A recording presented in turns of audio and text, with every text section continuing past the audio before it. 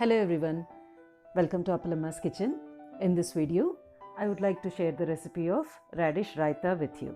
It's a preparation of radish and curd. The preparation time is very less and it tastes very good with rice and roti. Now let's get to cooking.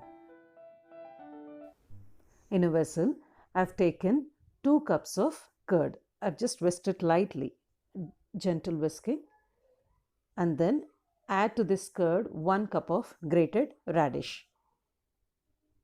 Now we have to add sufficient salt. Combine all the 3 ingredients. It's always better to keep this raita ready at least half an hour prior to our consumption so that the strong flavor of radish becomes subtle when it is combined with curd.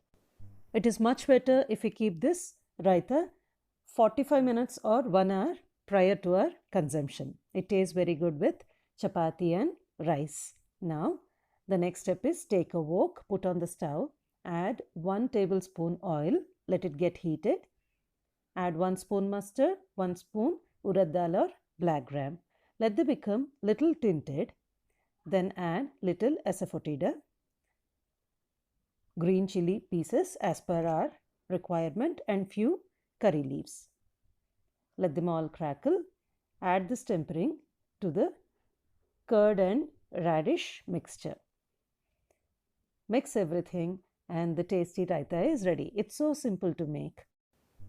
Hope this recipe would be useful to you in your everyday cooking. If you like this, please give a big thumbs up and please do subscribe to my channel. Thanks for watching. Bye bye for now.